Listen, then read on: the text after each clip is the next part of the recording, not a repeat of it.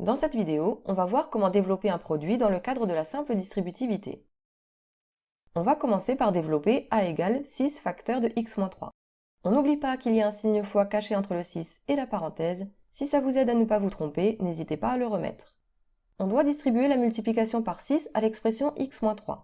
C'est-à-dire qu'on va d'abord multiplier 6 par x, ensuite on devra multiplier 6 par 3, mais on n'oublie pas le moins de la soustraction qu'on écrira entre les deux produits. On va écrire ça. Ma première flèche relie le 6 fois et le x, donc j'écris 6 fois x. Ensuite, j'écris le signe qui est au milieu des deux termes dans les parenthèses. Ce sera toujours soit un plus, soit un moins. Ici, c'est un moins, donc j'écris moins. Et je regarde maintenant ma deuxième flèche. Elle relie le 6 fois et le 3, donc j'écris 6 fois 3. Et voilà, j'ai développé. Mais je ne m'arrête pas là. Je vais maintenant réduire l'expression, c'est-à-dire que je vais calculer tout ce que je peux calculer et que je vais simplifier l'écriture au maximum. On n'oublie pas que les multiplications sont prioritaires sur les additions et les soustractions. Donc je commencerai toujours par calculer les deux produits. Ici c'est 6 fois x et 6 fois 3. On commence avec 6 fois x. Je ne peux pas le calculer car je ne connais pas x.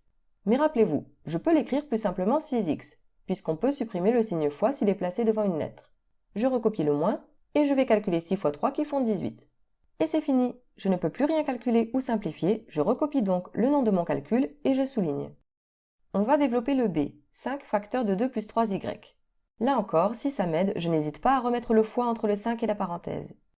Je dois distribuer le 5 à 2 et à 3y. Je dessine mes flèches. Faites-les de préférence au crayon de papier. Ou si vraiment vous n'en avez pas, ce qui n'est pas normal d'ailleurs, alors dans ce cas-là, prenez une autre couleur pour que les flèches ne gênent pas la bonne lecture du calcul.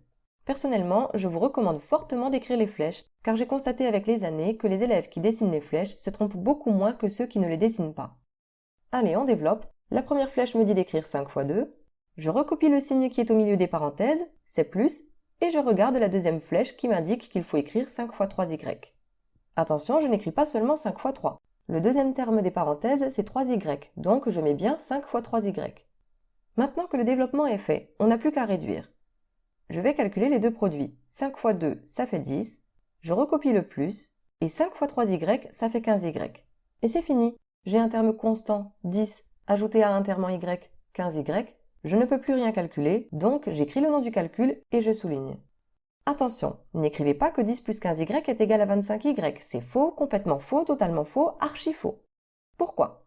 N'oubliez pas que 10 plus 15y, c'est en fait 10 plus 15 fois y. Et je vous rappelle qu'on n'a pas le droit de calculer 10 plus 15, puisque la multiplication est prioritaire sur l'addition. Donc je dois commencer par calculer 15 fois y. Mais on ne connaît pas y. Donc on ne peut pas calculer 15 fois y. Je laisse alors 10 plus 15y. Allez, on passe au c. On doit développer moins 3 facteurs de x moins 4. Je remets le fois entre le 3 et la parenthèse si ça m'aide. J'écris mes flèches pour ne pas me tromper et là je dois faire très attention, car ce n'est pas 3 qu'on doit distribuer, c'est moins 3. Il ne faut surtout pas oublier d'embarquer le moins dans votre développement. Et zou, c'est parti. La première flèche me dit d'écrire moins 3 fois x. Puis j'écris le signe moins qui est au milieu des parenthèses. La deuxième flèche me dit d'écrire moins 3 fois 4. Mais attention, on vient tout juste d'écrire un moins, donc certains d'entre vous se disent que ce n'est pas la peine d'en réécrire un. Mais si, c'est obligatoire, on ne fait pas n'importe quoi avec les signes. Il y avait le moins de la soustraction. À côté, j'écris le moins 3 que je suis en train de distribuer. Par contre, rappelez-vous, on n'écrit pas deux signes moins à la suite. Je dois mettre moins 3 entre parenthèses. Et ma deuxième flèche me disait de le multiplier par 4, donc j'écris fois 4. À la ligne, on va réduire ça. Moins 3 fois x, ça fait moins 3x. Je recopie le signe moins.